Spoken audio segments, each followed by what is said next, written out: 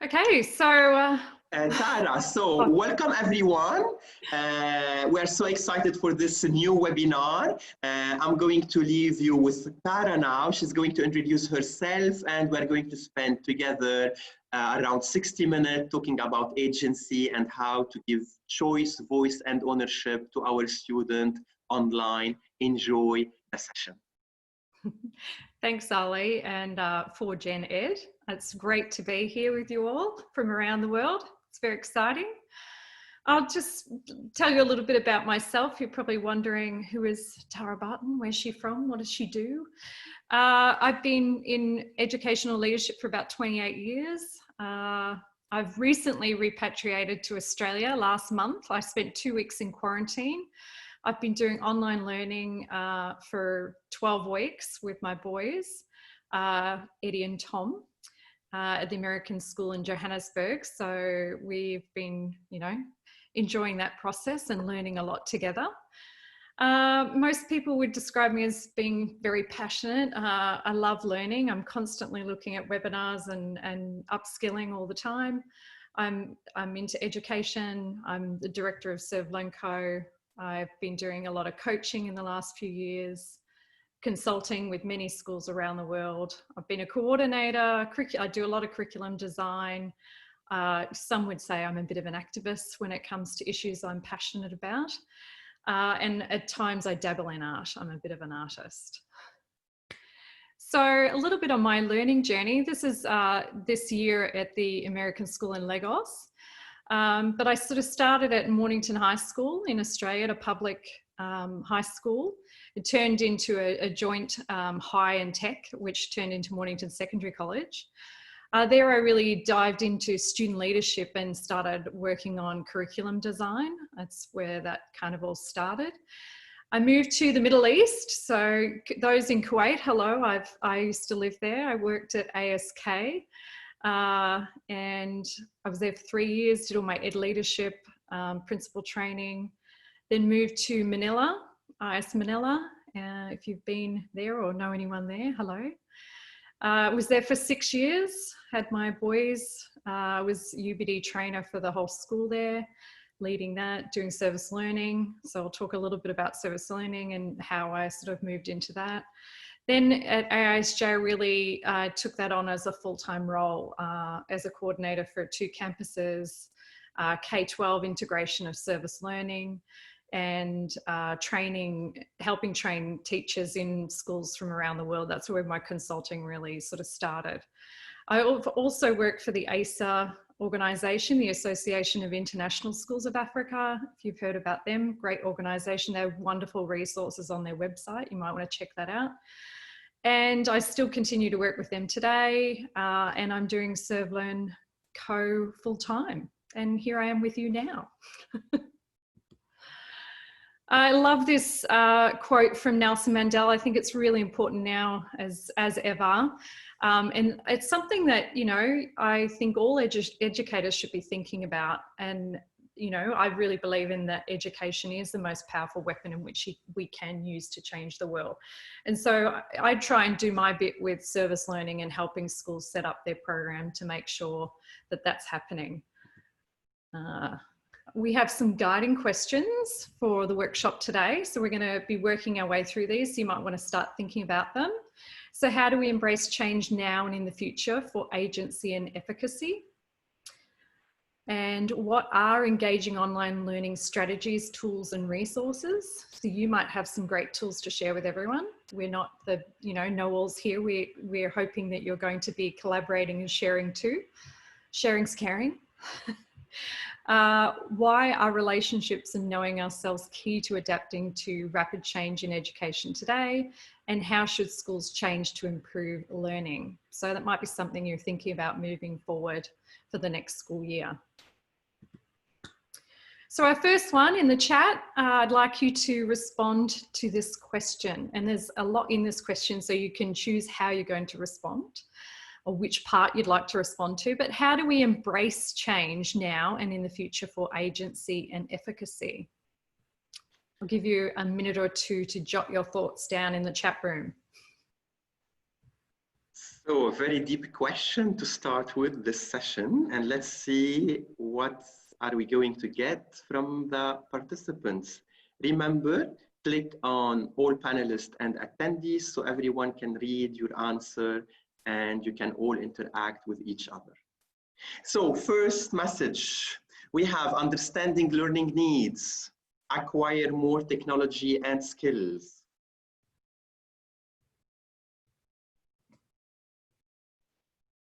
We embrace change now by being thrown into it head on. Be open-minded and accept people's perspective as this is a new way to many. Use technology in a more effective way, sharing best practices.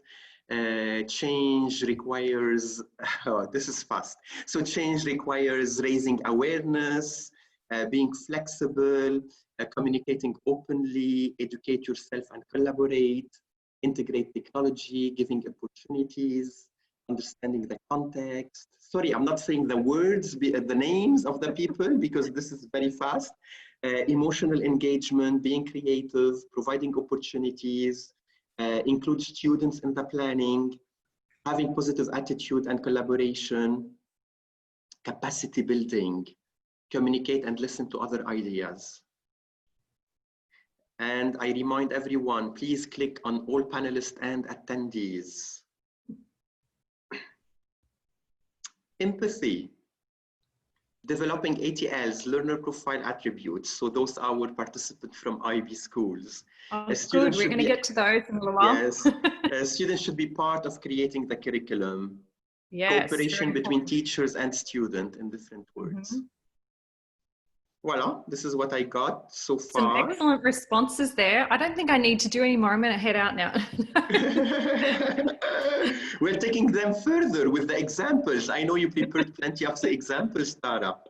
We're going to be talking a lot about... This is a new one from Tara. Tara, she said, involve the parents in the process. Definitely, yeah, yeah.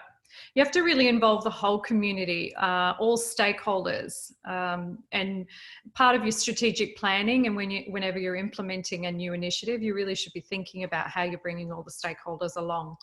So very good points. So thank you for sharing those. Definitely, so you've hit on a lot of what we're going to be talking about in the webinar. Very good. So when I think about embracing change, and these might be just some little, additional reminders, everyone feels different about change. So this is our first little icon here. Some people love it and they embrace it, eagerly and jump right into change, especially with online learning, you might have found that. And some people find it really hard. So it's really knowing where everyone's at. Change can be very messy. It's not always, clean and transition smoothly, so we have to be able to adapt, be flexible and adaptable. I heard someone mention being flexible before. It requires a change in thinking about teaching and learning, especially in our schools. So metacognition, we need to be thinking about that. It also requires some time. We need to think about how long, the change is going to take to be effective, and make sure we're bringing everyone along, in that change process. It's also about engaging our learners. So how are we're doing this for our student learners. So how are they engaged and how are they getting agency and efficacy in that process? So we're personalizing the learning. And then what are the improvements and the results that we're going to see in student learning over time? So that might be the data collection that you're getting along the way to sort of measure that change and to ensure that it's effective. So I was talking about personalized learning. It really is about agency, providing students with agency and really giving them a voice and a choice in their learning. And that's hard. Sometimes we're, control freaks as educators. It's stepping away from owning the learning and handing that over to the students. So we want to provide meaningful learning opportunities for students to be able to develop those global competencies for efficacy. All right. So we're going to dive a little bit more into that now. So how do we provide opportunities for agency for our learners? So first, really, the biggest key is knowing your learners and developing those critical relationships. Without those relationships, it's hard to give students opportunities for agency. You've got to sort of set up all those systems and structures at the start. But when we know our learners, we know their strengths and, their challenges that they have. What are their interests and passions? What are their knowledge and, skills and understandings that they have? What are do they understand the class norms? So we can get a lot of that in diagnostic at the start of the year, some sort of diagnostic assessment from our learners, and that helps with building those relationships. And then we move into voice. So how do we give kids voice in their learning? Someone mentioned before, in the curriculum, we need to look at how are we giving students a voice in what they're learning. Service, they definitely can have a choice in the types of service that they're doing. The types of assessments, you can have choice of formative assessments that students might have. The sorts of projects that they're going to do or performance tasks that they're going to complete, in how they lead and mentor others, whether it's online or in person. The skills and dispositions that they're going to develop. What is it that they feel that they need to develop? I'm going to give you an example in a little while of students co-creating a rubric and how they were involved in that process to be able to own, their learning and to push it further. And about how they collaborate and communicate with others. So it might be online or with their peers in person. And at the moment, we're doing a lot of online. So just different opportunities of how to collaborate and communicate. How do they have choice? Well, conceptual inquiry really helps with that. And I know you're going to be having Tanya on soon. She's fabulous. She'll be able to tell you all about conceptual inquiry. So you'll have to join that webinar.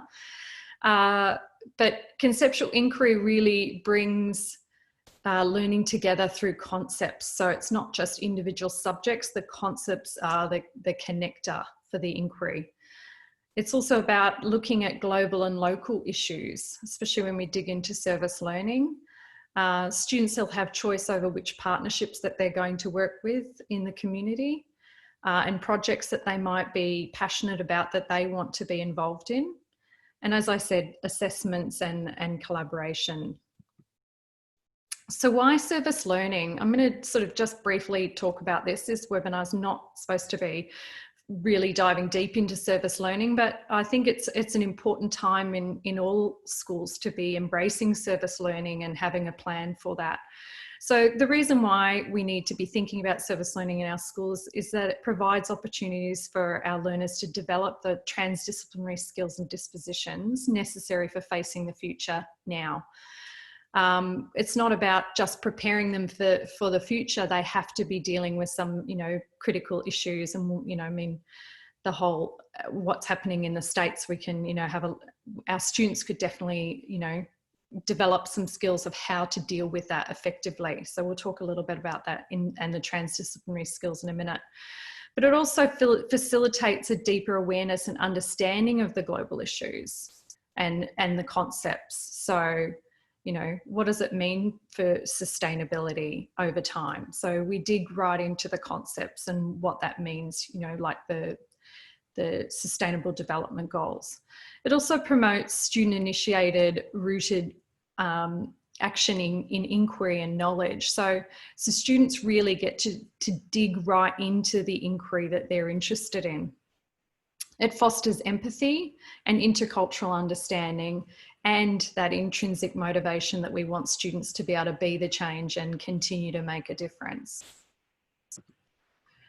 So these are standards and benchmarks that we created when I was at AISJ. I've got a copy of those on the Service Learning on our ServLearn website. You can check those out later. I'm not going to dive into those now. I just wanted to share them. But that's a way of integrating service learning into the curriculum if you're using standards and benchmarks and learning outcomes. So our 5 stages are investigating, planning and preparation, action, reflection, demonstration, communication.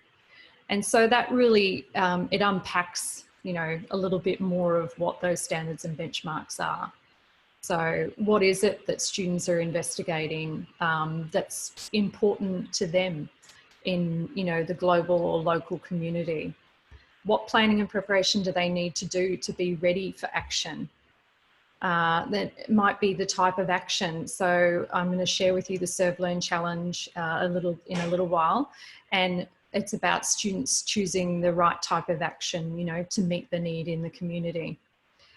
Students reflect at all stages of service learning. It's not just the fourth stage there. They reflect after investigating and planning and during action and through the demonstration communication, which is the final stage. That's really the performance task where students, you know, share the impact of the service learning that they've been involved in. So if we want our students to have self-efficacy, we have to give them some guidelines of how to develop that. So these are some questions that I've used with students in the past that I've found helpful in getting them to think about their learning. It might be something that you want to use at the start of the year, or you might get students to help come up with the questions themselves. So what do I need to know, understand, and be able to do? So that's probably the first question that they need to be thinking about, and we should think about that in all of our, you know, lessons. What is it that we want students to know, understand, and be able to do? And then how am I going to demonstrate that I've learned it? So, you know, demonstration of learning can happen in so many different ways, and also how can students have a choice in how they demonstrate? And then what am I going to do when I already know it? So some students are going to be at a different stage. So how can they have some initiative to, you know, be able to do something else if they already know what that learning outcome is? So what could they do instead, or how could they extend their learning or help others? And then what am I going to do when I'm not getting it? So who could help them? It's not always just the teacher. It could be peers, could be someone, you know, an expert, or someone else, so that they have coping, you know, resources that they can go to. So a little bit more time for chat. So why are relationships, do you think, and knowing ourselves key to adapting to rapid change in education today? A couple of minutes to fill in your thoughts on that question. And I'm waiting for the answers. So I think people are processing the question.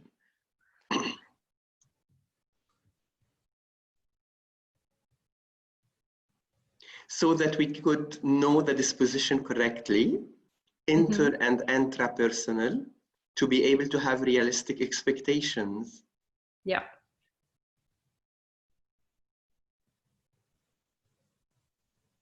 Give us path to move on. We need to work with first to work with the outside. So we need to work within first to work with the outside after. Be able to plan properly, because no man is an island, to be more knowledgeable.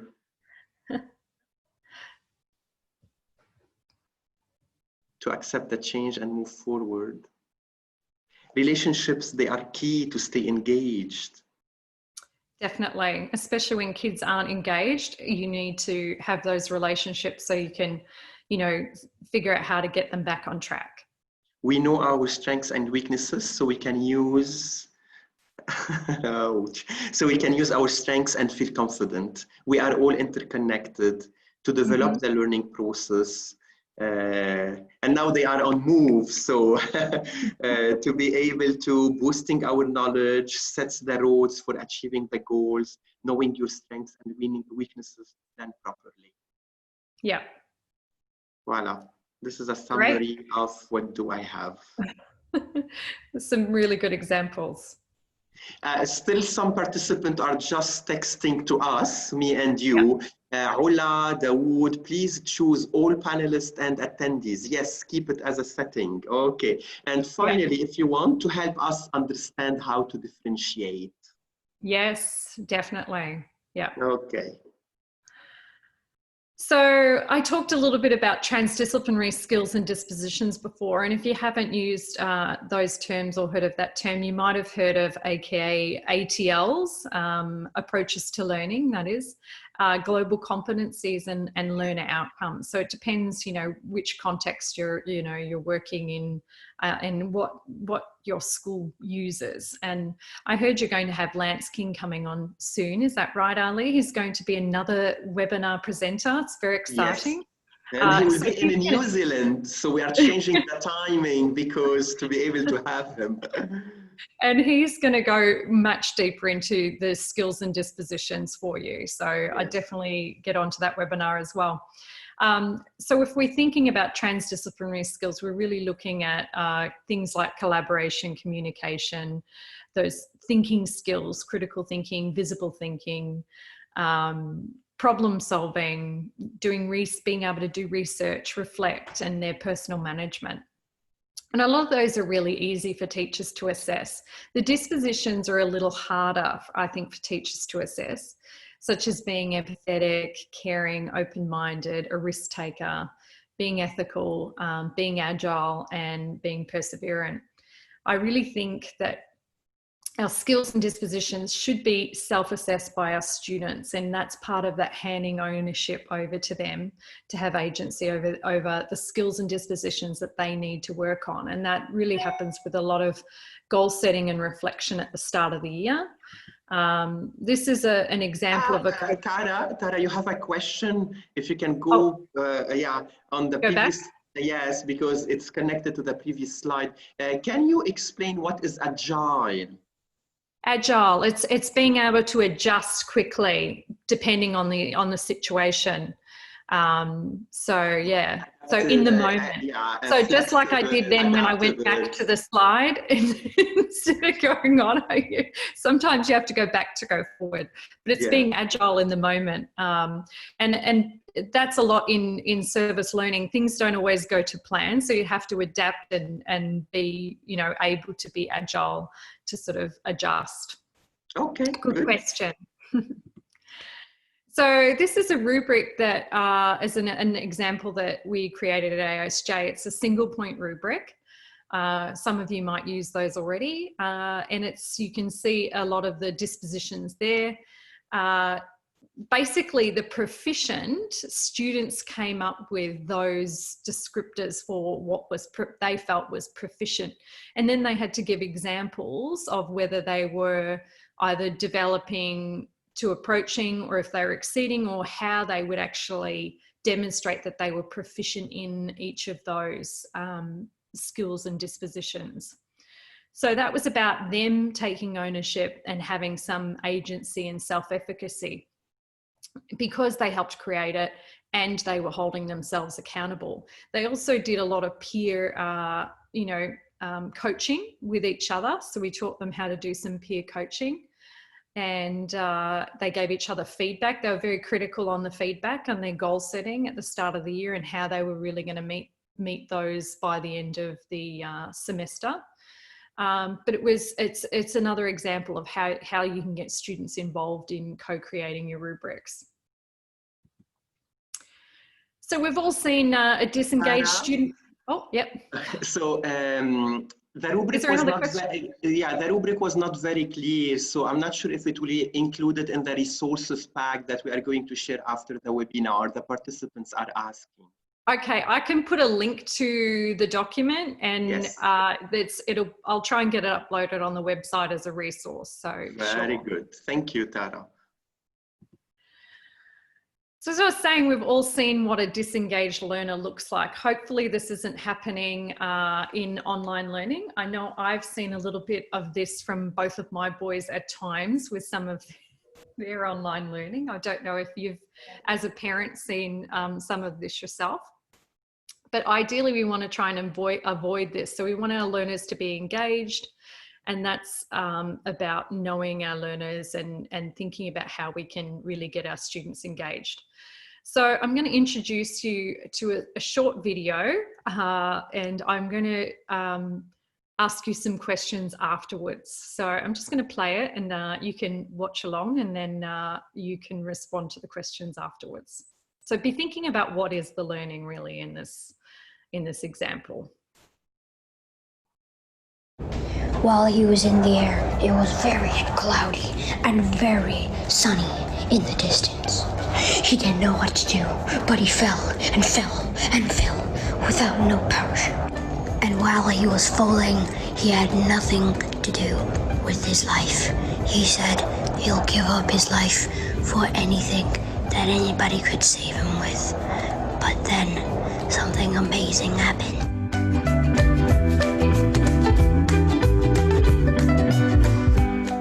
Captain Underpants and the Big Sad Battle of Fluffy Panda.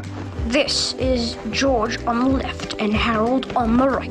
And they like to set up posters with each other because they've been best friends for, I don't know, about their whole life.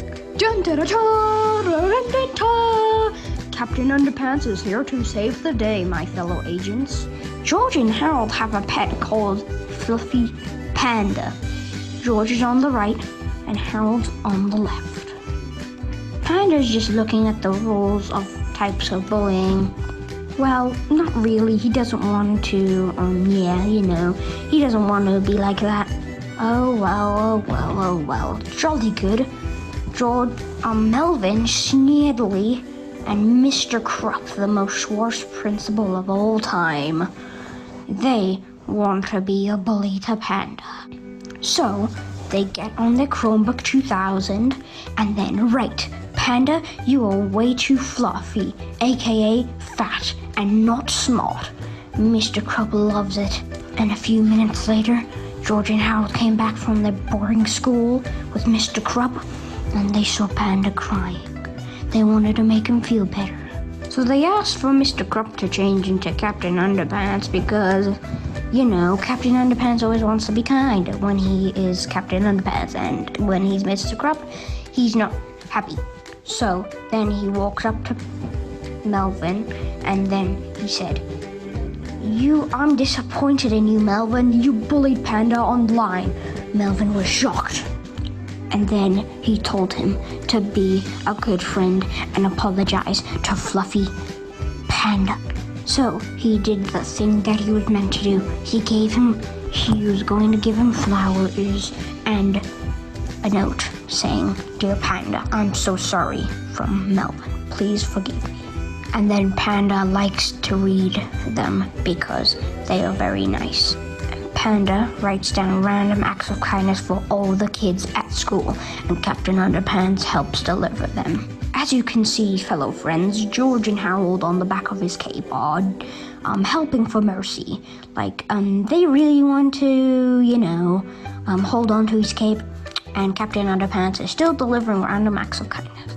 And these three good kids like the random acts of kindness, and they all tell their friends. Their friends read their random acts of kindness and write down other random acts of kindness for other people.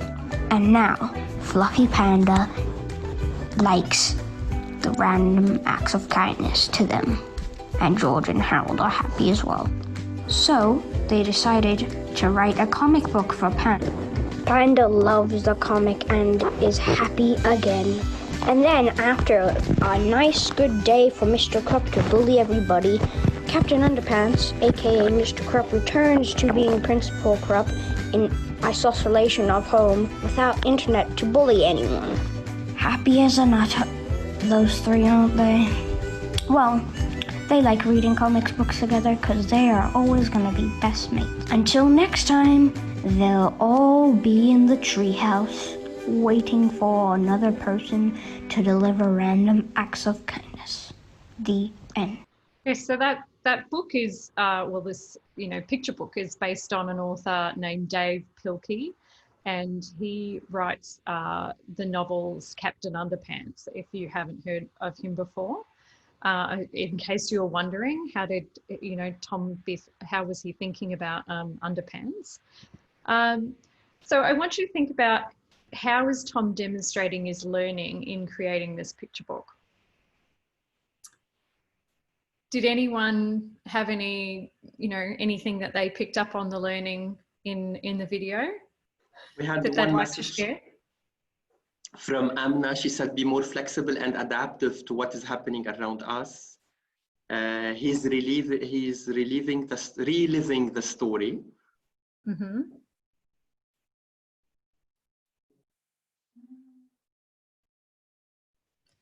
So do you think Tom was able to create a picture book?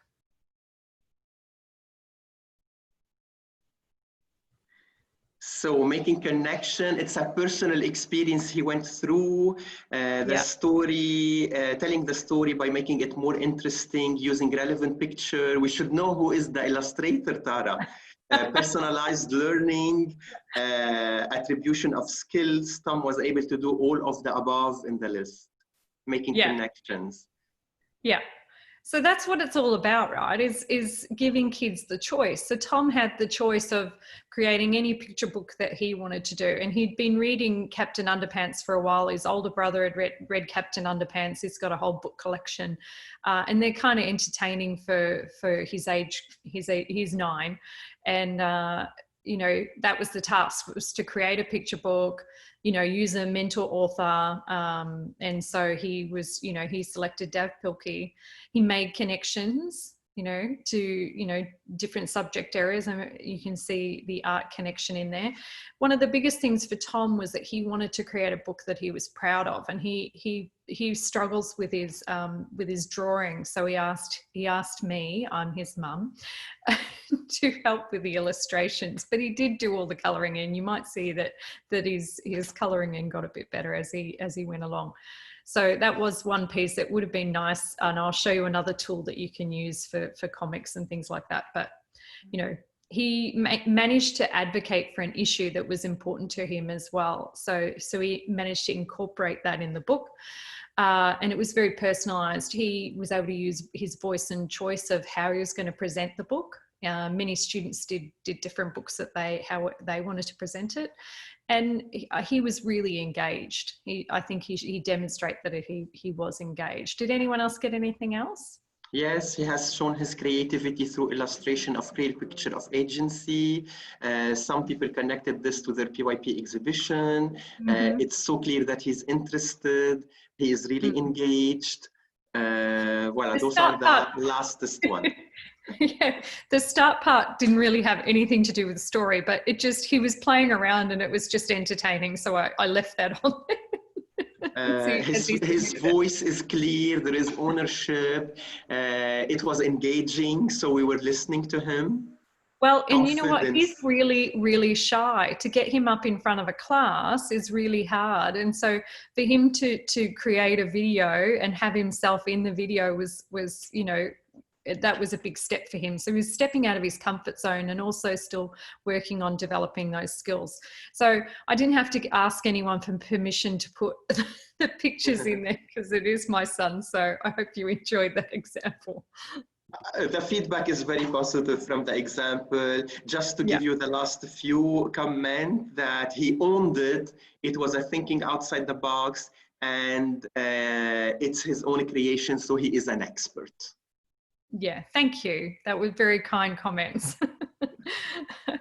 So another quote that I've put in, just, you know, with everything that's happening at the moment, I really, you know, and some of your students are probably going to have questions, and you're going to have to be thinking about, you know, how do we have those important conversations with students about what's happening in the world today, whether it's COVID or you know, the demonstrations that are happening in the States.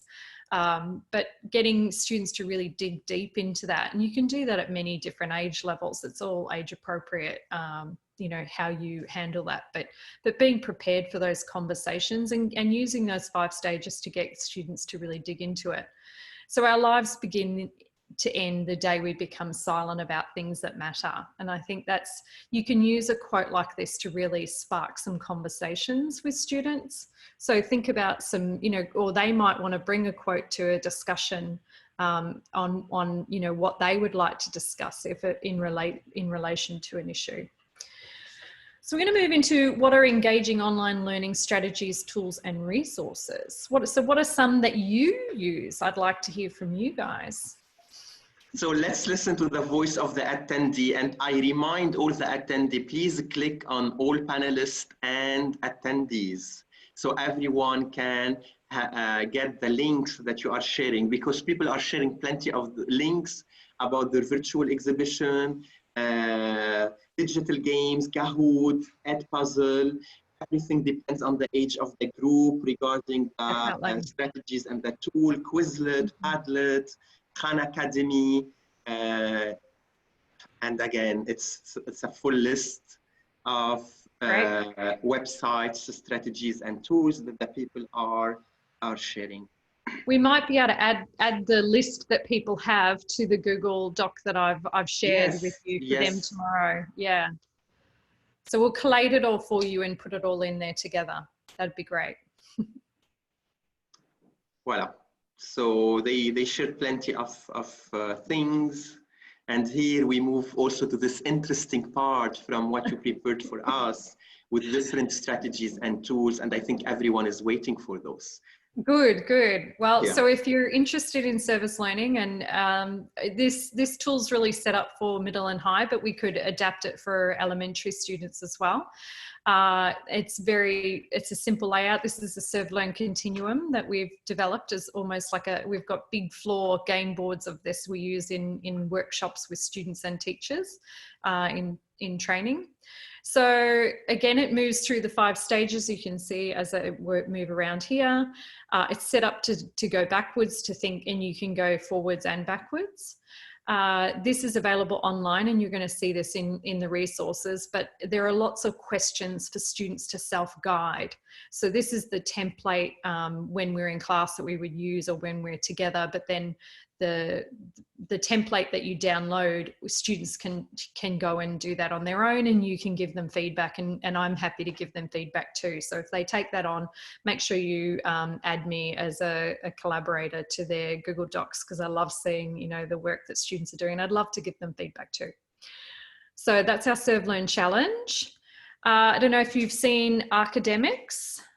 It's gaming, and I think we, you know, should be looking at how we can do different types of gaming. There's all sorts in academics that I've, you know, been enjoying with my son, so I definitely have a look at that. There's definitely connections to standards and benchmarks and different age levels. This one goes up to grade 6 or 8. It's not meant for high school students, but there's still some fun games in there. You could test yourself if you're a high school student and see if you could beat someone who's younger in some of those games. You can have a whole class on there doing, you know, and different activities that they can choose from. So do check that out. As I said before, you don't all have to be an illustrator for your son's stories.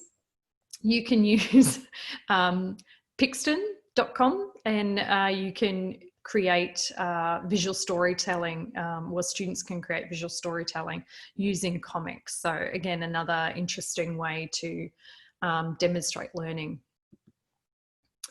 Padlet, someone mentioned that before. So I use Padlet in my workshops, and I think it's a great tool for getting instant feedback on students' thoughts, or, you know, in responses. They can be anonymous, or they can, you know, share and see other people's responses. But Padlet's a great tool. So if you haven't been using that, I would highly recommend using that. And now we're moving on to, I've only shared a few, and there's a lot more in the resources because I'm really mindful of time, and I'm sure you've got lots there to sort of share with us. So it's really about, you know, collecting all of those resources and putting them all together. So what are your thoughts now moving forward in everything that we've discussed in the webinar, with how should schools change to improve learning for now and the future? So have a think about that, and let's hear some of your responses in the chat room. Again, while I'm waiting for the answers, I'm going to remind everyone you will get a link with all those resources, the rubric, the game. It's coming, so it will be tomorrow with the recording also of the webinar. So Emma is telling us face-to-face meeting will be more useful for young learners with some videos and activities to make them more engaged. Sadia is mentioning the whole concept of PD and good training. Teachers need those PDs, how to use the online things, implementing agency, the growth mindset. All the people who are asking about certificates for our free webinar, we are not giving certificates. We are giving the certificates for the workshops. Rizwan is telling us we need to guide the teacher on how to implement agency. We need to create a culture of learning, involve all the school community to work together, using technology not only to teach the content, but also to be safe and to learn how to be safe. Yeah, definitely. Helping teacher by providing resources, collaborate, and sharing between teacher. And this is what we are trying to do now in those webinars and in those meetings. Yep, we're all in it together, and it really is. And that's something that I've really enjoyed through the lockdown is the amazing amount of sharing and collaboration that's been going on around the world. And people are really opening their hearts and resources to support, you know, that ongoing process of learning and how we all adapt to online learning. I already think educators are amazing, but to move in-person teaching to online learning, it's a huge change and a massive shift. So, you know, congratulations to everyone out there who's been doing it for a while, and we're all here to help support. And I think everything starts with education. So we are here to do this change and to introduce the change. Exactly. So again, a couple of icons to remember, yeah, we're all in this together, and we all need to, you know, we want to develop collective efficacy, you know, with what it is we want to be, you know, students to be knowing and being able to do in their learning. Right, so we need to be all on the same page and be speaking the same language. So again, that's that change. We need to, you know, change some mindsets. Some people, you know, might have, you know, the exact same mindsets as us, being open to that and discussing things together. That metacognition that we talked about before, really thinking about, you know, what changes need to happen moving forward. It's really looking at what we're doing now in the curriculum or what we were doing in the past, and how can we make it better? You know, looking at examples of student learning, really focusing on student agency and, you know, personalizing the learner, looking at each individual learner and how can we cater to all learners. It might mean a shift in, you know, our learning targets, you know, maybe reducing some. We might have too many, you know, learning targets that we're trying to achieve. You know, we might need to adjust some of those things. It's about connecting concepts, as I said before, that conceptual inquiry, really looking at concepts and diving deeper into those concepts and how things connect. And then again, celebrating the learning and the change that's happened, and embracing, you know, what we've been doing in that change process. So don't forget to celebrate. Sometimes we forget, we get bogged down in the, you know, the doing and the changing, and we forget to celebrate those little achievements that we make along the way. So I'm going to open it up for questions, if you're okay with that, Ali. Yes. Are there any extra questions people have? Yes. I'm sure people are interested in asking you some questions, and please type the question in the question and answer section. So we're talking about agency, we're talking about service learning. If you have any question connected to that, please go ahead and type it in the question and answer section. So we got a thank you, not a question, Tara. Oh. Thank you. We had a question about some examples regarding the KG. So a lot of question about KG, early year challenge. So it's coming again. Any clue, any tips for the early years? So this is a question. Okay, so early tips. I find it is definitely going to be challenging for your early years. I would suggest keeping groups very small. I would also suggest probably, I mean, with you've got synchronous and asynchronous, so you might want to do some flipped learning. So get students to sort of go practice before you have your synchronous meeting with them online. So sort of have a list of you know, things that students need to know, understand, and be able to do. and then some simple steps for parents to sort of be able to help, guide learners at home as well. Definitely looking at your engaging tools that you're using to keep students engaged. So that academics, I would definitely have a look at that site, especially for those really young learners. They'll take that academics and they'll be doing it at home all the time. You won't be able to get them off. So try that one. For all our early years educators, I'm going to share in the chat the link about our next and upcoming events. We have 3 scheduled webinars for the early years. So this is very important. It will be targeted to early years educator. So we have a session where the leadership team and the teacher are sharing their story. We have a session on loose part, and we have a session on assessment. And I'm sure all those questions about early years will be answered in those webinars. Yeah. Any other questions for Tara?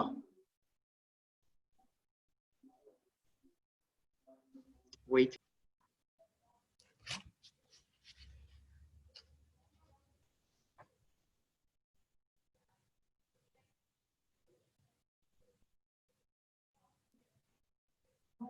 I'm getting another thank you. So, and a thank you. It was an amazing session to refresh all what we have learned. Okay, so the question, suggestion for hearing the voices of students during online learning. Any suggestion? So asking questions and getting students to take turns. And sometimes that can be challenging. It might be how you, instead of calling on one learner, it's sort of don't get students to put their hands up. I would suggest even pulling out popsicle sticks or names out of a hat, so that every learner gets a chance to respond, so that they're ready and engaged to respond to the question that you have. So it's not just, the teacher talking all of the time. Get little collaborative groups going. If you use Google Meets, that's another great tool where you can have students in groups working together, collaborating. So I've used that tool as well. I'm not sure if you've used that. I have another question, Tara. What is the role of the school in promoting teacher agency? Well, that's a good question. I definitely think that's a leadership role. It's handing over the ownership of agency, and I think we're all agents. We should all have agency over our learning. So giving teachers some choice over what professional learning that they want to learn, and how then does that impact the student learning. So if we always keep student learning as the focus as educators, then the world's our oyster of what we want to dive into personally that we're really interested in. Certain things like, curriculum, all teachers need to know, whether it's new assessment techniques. And I've given some links in the resources to, online formative assessment that you could use, different tools that you can use. So you'll see those in a minute as well. I'll go through some of those resources. So, okay, yeah. I think we're ready to move to the resources list. Okay. And I just want to remind everyone. So we have the exit question. Sorry. That's your exit question. I want you to be thinking about. I have lots of questions, and yes. This is what I would like you to be doing more with your learners is getting them to ask questions as well, and getting them to be experts at asking questions to dive deeper into inquiry. So how can students have opportunities to demonstrate agency and efficacy? I want you to be thinking about how that's going to be happening, in your class and in your school, in the future. So what are you going to be doing? How is that going to happen? You don't have to respond to me, but I want you to think about it. Yeah, think about it. It's just to provoke your thinking during the weekend. Yeah, exactly. So these are some of the resources that I've put in here. The links to, the titles, it automatically changes it to what the title is. So if you want a little bit more on agency, voice and choice, I didn't put a lot in there. There's a lot of service learning articles. Most of these are on my website, on the ServLearn website, sort of down to here. There's a few other articles here. This is connecting service learning and sustainability, if you want to have a look at that. Different online learning resources. So other tools like Book Creator you might want to use.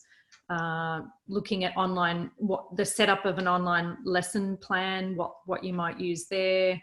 So Tara prepared your summer reading with yes, a list of all of summer reading.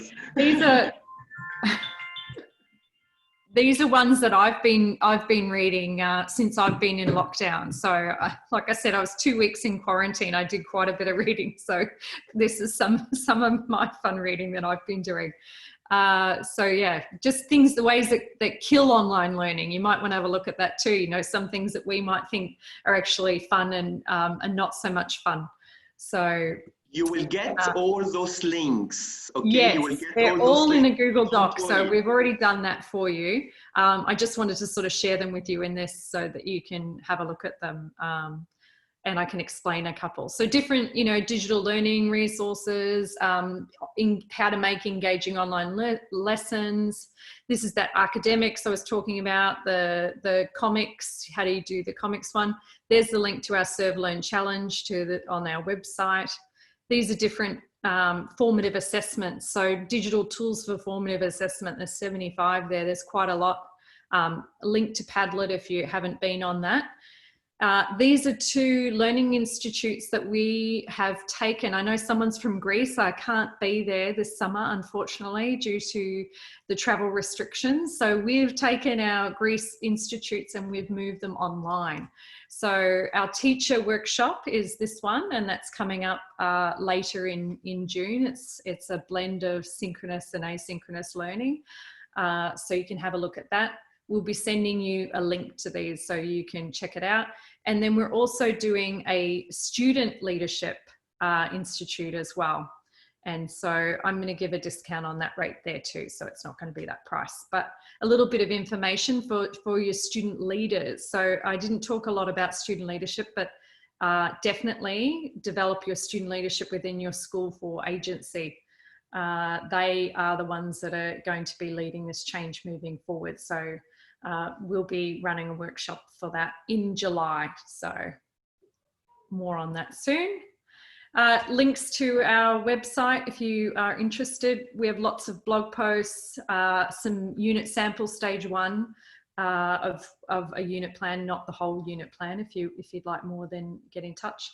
We have a YouTube channel. We put some examples on there of student learning. There's also a guide to the ServLearn challenge on our YouTube channel. I'm available and our team's available for online consulting or in person post-COVID. At the moment, consulting in Australia. And as I said, we have those online learning institutes. So here's my email if you want to get in touch. And another quote from our Martin Luther King. What are we doing for others? It's something to think about as you move forward with the rest of your week. So thank you for Jen, for Ed. Thank you everyone for joining. Thank you, Tara, for making all those real life connection with the beautiful quotes that you added to the presentation. For all the people who are asking about our upcoming webinar, this is the link in the chat.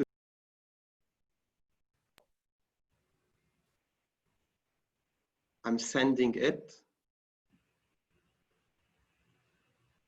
Okay, it will go. And then you are going to get an email tomorrow with the YouTube recording, with the list of resources, with the email and the website of Tara. Thanks you a lot for being with us. Seeing you next week, 3 new webinars, and for the first time we are doing a French one. So if you are a French speaker, if you know any French speaker, feel free to spread the word. You can follow us on Twitter or Instagram, LinkedIn, Facebook, YouTube, 4th Generation for Education. Thank you again, Tara. Have a relaxing night. Thanks, Bye, everyone. Have a nice weekend, everyone. Bye-bye and see you soon.